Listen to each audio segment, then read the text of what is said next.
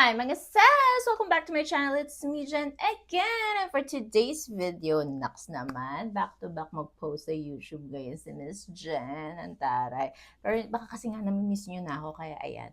Gumagawa tayo ng separate video here sa YouTube na hindi natin pinapost sa ibang platforms, okay? So for today's video, I'll be sharing with you my lip rotation. Mga sis, lippy rotation yan. Ito yung madalas kong gamitin talaga na pang everyday ganappers, pang events, kinemerut, basta lagi ko silang ginagamit recently talaga. Actually, hindi lang recently, yung iba dito, OG talaga na ginagamit ko lagi. Okay? So, if interested kayo dito sa lippy rotation ko, then just keep on watching. So, yun na nga mga sis, etetsywa ang ating lippy rotation. I-share ko sa inyo yan, isa-isahin yung reason kung bakit ko sila bet na bet. Tapos, swatch ko din yan sa inyo. Meron pang swatch dito na ibang product. Ano ba yan? Hindi matanggal kasi.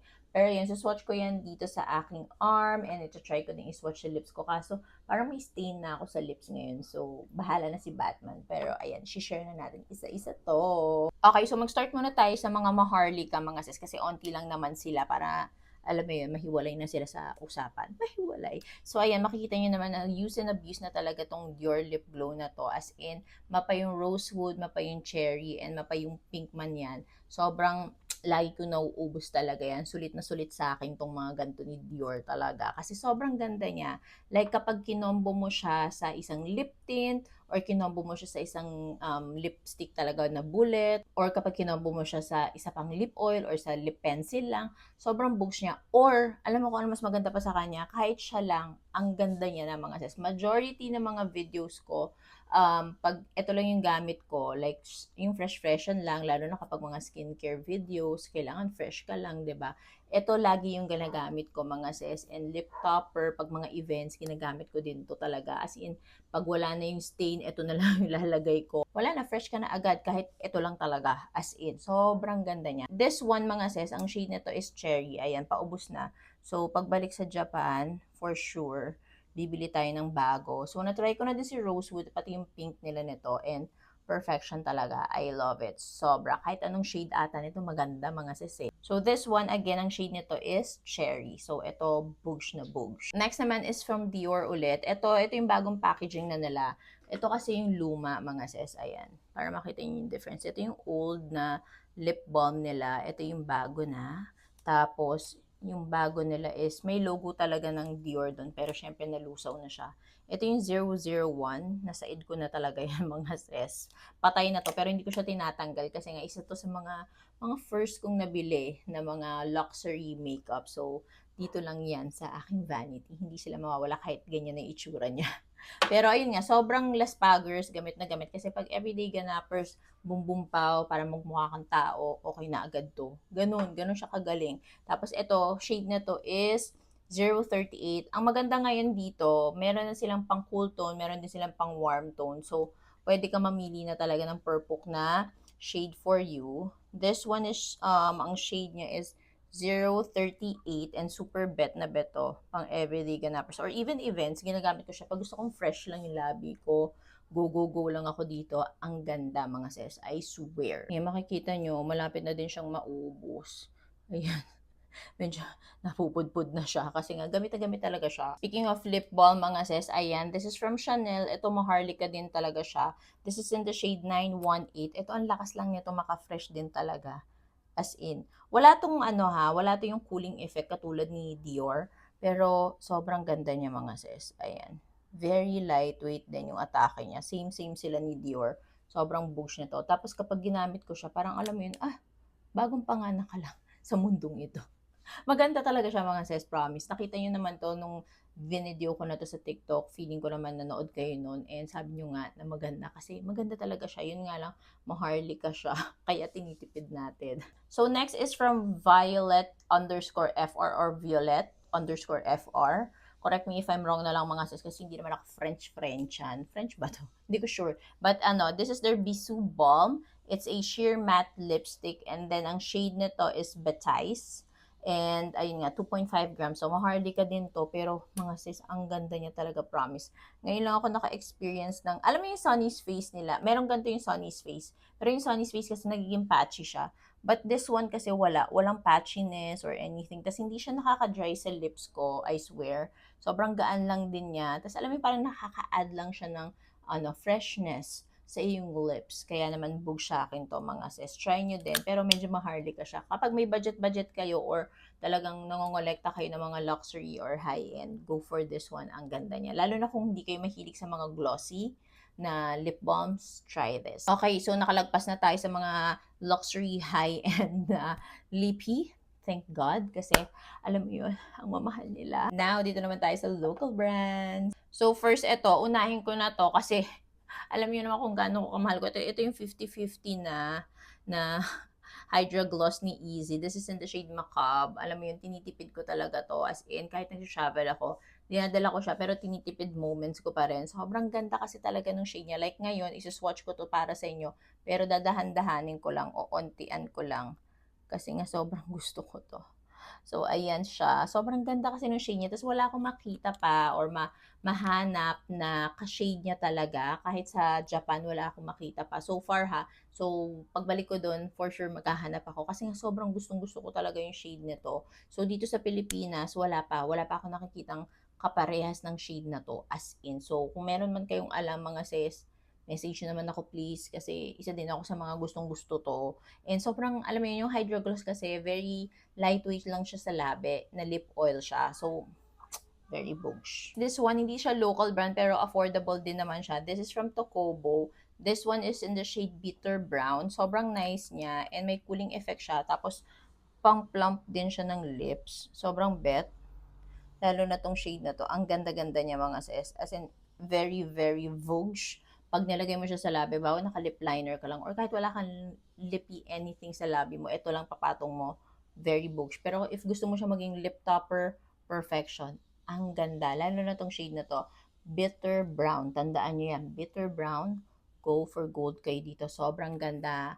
Hindi siya ganun ka-lightweight katulad ni Hydra Gloss, pero hindi naman siya sobrang bigat. Alam mo yon, ramdam mo lang na meron kang gloss, pero carry lang kasi ang ganda ng shade niya. Tapos pangalawa, alam mo yun, nakaka-add siya ng plumpiness sa iyong lips. So, go for gold, 'di ba? Next naman ito, bago-bago lang to, pero talagang nagustuhan ko din yung shade niya. Like, 'di ba, syempre bet na bet ko si Macabre. Pero since wala si Macabre, parang ito na lang yung medyo alternative ko. Si Lip Drip ni Caroline. This is in the shade Emblaze. Sobrang bet mga sis. Tinted lip oil nila to. Hindi siya nagsistain ha. Tinted lip oil lang. Pero ang ganda niya na siya lang. Ang ganda din kapag ginawa mo siyang topper or pag kinombo mo siya sa lip liner. Very perfection. Ang ganda. Itong shade na to, bet na bet. Emblaze. Sobrang perfection. Nakikita nyo ba? Ayan siya. Ang ganda, di ba? Sobrang purple. Ang ganda. Tapos ang gaan lang niya sa labi, mga sis, I swear. Tapos very affordable pa. Next naman, another affordable. Ayan, gusto nyo yan eh, mga affordable, di ba? Everbelena naman tayo, mga sis. This one, hindi to bagong product ni Everbelena. It's their tinted lip oil. Pero this one, nag-extend sila ng shades nila. And isa to sa mga bagong shades nila na bet ko. It's French Rose. Sobrang ganda niya. Ayan siya. Sinwatch ko na siya dito. And makikita nyo na, ay, ganyan nga yung mga shades na bet ni Miss Jen. Ayan, tingnan mo, parang kambal tuko sila ni Caroline. 'Di ba? Para silang kambal. And kapag nasa labi mo, sobrang ganda niya talaga mga sis. And kapag ginawa mo siyang lip topper, maganda din. Try nga natin siyang i-lip topper. Syempre may stain na talaga yung lips ko ha, pero gagawin natin siyang as lip topper mga sis. Tignan niya kung gaano kaganda. Ayan yung meron, ito yung wala. Diba? Ang ganda niyang lip topper. Tapos super affordable pa. Para sila ni Caroline. Purple, French Rose mga sis. Huwag niyong kakalimutan sa balota. Charot. Pero hindi. Ang ganda nito, promise mga sis. Super boosh. Next naman mga sis, bagong beauty brand to and bagong product syempre. It's from Popic. Ayan. This is their lip peptide in the shade Coastal Cutie. Sa lahat ng lip peptide nila, ito yung pinaka-bet na bet kong shade. As in, parang baka hindi nyo na makita. Pero, ayan. Sobrang bet ko. Inaontian ko lang. Baka kasi maubos. Ito, sobrang bet na bet ko yan. Tapos lightweight din to sa labi. Pwede mo din siyang maging lip treatment pag gabi. Carry boom boom siya. So, you can try this mga sis. And sobrang bango. Itong shade na to, yung amoy niya or yung scent niya or yung flavor niya is vanilla. Parang ang sarap kainin. Next naman is from Spotlight. Oh my gosh, isa pa to. Sa lahat ng melted lipstick, mga sis, parang ito yung pinaka-less yung pagiging messy niya. Kasi di ba minsan, sobrang messy niya, lalo na kapag napasobra ka ng ganyan. Ito hindi mo pala gaganunin yan na. Tinitwist siya ng ganyan. Unti-unti lang, mga sis. Tapos hindi siya messy at all. Ayan o. Hindi siya talaga messy, mga sis. Tapos hindi siya yung parang nalulusaw na lang agad. Alam mo yun? Ayan siya, ganyan siya, mga sis, oh. O, di ba? Pati dito, hindi siya messy, and even dito. Dami kasing nagpapa-compare kay Chuchu, pati kay Kyuko, ganyan. Di ba meron mga ganito sila. This one kasi, hindi talaga siya messy at all. As in, sobrang linis niya kapag ginamit mo. And this shade is perfection, mga sis. This is me. This is Jen De Leon shade. Feeling. So, this one is rose water. Kapag ito yung ginagamit ko, mga sis, para siyang may lips better lang sa akin, ha, sa shade ng lips ko, para siyang may lips but better. Pero syempre baka pag sa inyo iba, baka mas lighter yung lip shade nyo or baka mas darker yung lip shade nyo. So depende yan. Pero panoodin niyo yung video ko sa TikTok, yung lahat ng shades na to, sinuwatch ko, ang gaganda, mga sis, sinasabi ko sa inyo. Bugs na bugs, ang gaan lang din niya sa labi, I swear. Sobrang nourishing sa labi. Lahat to, as in, bugs. Okay, ihuhuli ko na yung mga lip tint, ha. Alam ko naman, inaabangan nyo yun. So, next ko muna is yung lip liners. Ito yung lagi kong gamit-gamit ngayon talaga. Si Absidy and also si Stroke. Si Absidy, ang shade nito is si Amor. Sobrang bet na bet ko talaga to. And sobrang long wearing nito, as in. Pag hindi ka talaga iiwan sa ere. As in, sobra. Sobra-sobra. So, very boosh to. Ayan siya. This is Amor. Yan yung shade na gusto ko talaga gamitin sa events or kahit hindi sa events, boosh siya. Pag ginagamit ko siya sa mga lip balm, sa mga lip oil, Kerry Boom Boom, ang ganda ng combination. Tapos, kapag kay Strokes naman, this one is Pink Coffee. Ito yung bet na bet kong shade sa kanya. Ayan, makikita nyo, hindi sila nagkakalayo ni Absidy, di ba? Yan kasi yung mga bet kong shades ng mga lip liner. And this one is super bush din. Hindi din siya mabilis mawala sa labi mo. Kaya naman, maganda siyang i-combo din sa mga lip oil, lip balms, lip peptide. Okay, lip tint na tayo. Medyo madami-dami sa lip tint. So, first is Happy Skin. Ito, makikita nyo, sobrang paubos na, naghihingalo na siya. This is in the shade Strawberry Fizz. Sobrang bet na bet ko. Kapag nakikita niyo yung tinatanong niyo na may gloss, tas parang may pink or red dito sa gitna ng labi ko, pag nag-get ready with me ako or whatever, ito yun. Ito yung nasa gitna. Ayan siya. Nilalagay ko siya dito sa gitna, upper and lower lip ko. Gaganunin ko lang. Tapos pag pinatungan ko yan nung Dior, ay, yun na yun. Ang ganda mo na, para ka ng Koreanang fresh na bagong panganak. Ganun. Pwede ka na maging leading lady sa Korean novela. Promise. Ganun kaganda siya, mga sis, pag kinombo mo. Try nyo. Next naman, mga sis, is this one from Arcadia. Ito pang everyday ganapers. Very perfection. Pwede mo din siyang i-lip combo sa mga lip oils mo. This one is from Arcadia. This is in the shade Felicity. Si Harmony, sobrang gustong-gusto ko yun. Pero napalitan siya ni Felicity. Tapos, mga sis, this one, ang ganda nito pag kinombo mo siya kay Macab. Kung napanood niyo yung video ko na yun nung nasa Japan ako, kinombo ko siya, nagulat ako, ang ganda niya pala talaga. So, pwede din naman na siya lang. Sobrang ganda niya kahit siya lang. Pero pag kinombo mo siya kay Macab, mas sobrang ganda. Alam mo yun, sobrang ganda talaga. Kaso nga lang, hindi ko sure kung kailan magre-restock ng Macab. So, baka pwede din naman sa ibang mga lip oil mo siya combo. Sobrang ganda. Sobrang gaan, pero hindi siya ganun ka-long wearing, mga sesa. Heads up lang.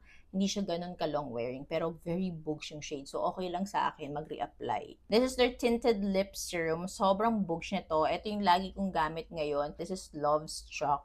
As in, pag siya lang, okay lang naman. Para siyang Korean lip tint, mga sis. Ito, si Love Struck yung pinaka-bet ko na shade talaga, as in. Sobrang ganda. Kapag kinombo mo to sa mga lip oils mo, perfection. Ang ganda. Pero kahit hindi mo siya i-combo, perfection pa rin siya. Ang ganda-ganda, mga sis. I swear. Love Struck. Promise. Then, last but definitely not the least, mga sis, nakita nyo naman tatlong shades to. It's from Sunny's Face. This is their Juice Tint. Sobrang bugs na bugs to. Si Nuance yung pinaka number one na bet ko. Then, si Punch, and then si Mulberry. Yan yung tatlong bet ko. Isuswatch ko sa inyo. Wait lang. So, ayan yung tatlo. Nuance, this is Punch, and this is Mulberry. Ito yung pinaka-bet ko, si Nuance. So, kung papapiliin ako dyan sa tatlo, bawa sabihin, isa lang po, Miss Jen, di pwedeng tatlo. si Nuance talaga yung pipiliin ko. Siya din talaga yung gamit na gamit ko ng bonggang-bongga mga sis. Super long wearing yung stain niya. Tapos, ang gaan niya sa labi. As in, sobrang moisturizing niya sa labi. Juicy talaga. Juicy kung juicy. Kaya naman talagang I highly recommend it mga sis. Bugs na bugs. So, yun mga sis, those are my lippy rotations. And as you can see, sobrang bongga nila. For me, bongga sila talaga. And comment kayo dyan if isa dito meron na kayo at natatry nyo na at bongga talaga.